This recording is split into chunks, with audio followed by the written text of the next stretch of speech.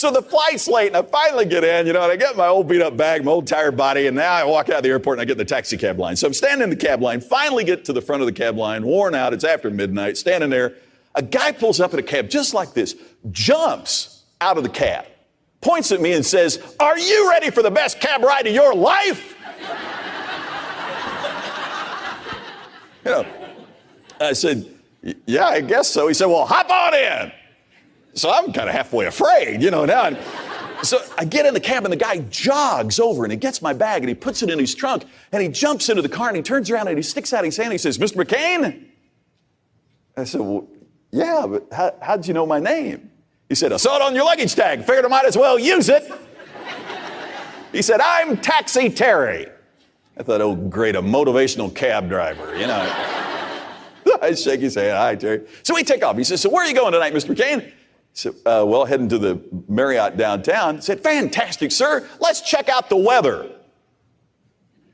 He reaches over. Now, all of a sudden, I realize he's got this pocket PC mounted in a very elaborate bracket in his dash, and he hits a button, and the screen pops up, and he's got a magnifying thing over it, so very clearly I can read from the back seat what's on the screen. He's live, real time on the internet. Weather.com pops up. You can see the seconds ticking away. It is the up to the second weather forecast for the next 3 days for Jacksonville.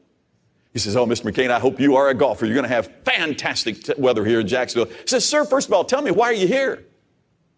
Well, I told him a little bit about the companies like I told you, and then I told him about here to give a speech on customer relationships. "Customer relationships? I am so into that," he says. "Do you mind if I record our conversation?"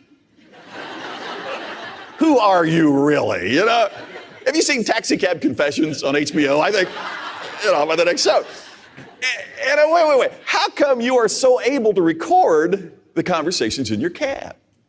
He says, "Well, you see, sir, I set it up that way because that way if, like Dr. Smith, a local customer, he gets in the cab and I'm taking him to the airport and he mentions that his daughter Jill is just enrolled in Vanderbilt. As soon as he gets out of the cab, I record that information.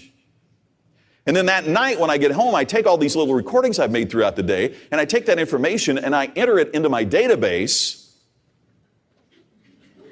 A cab driver with a database.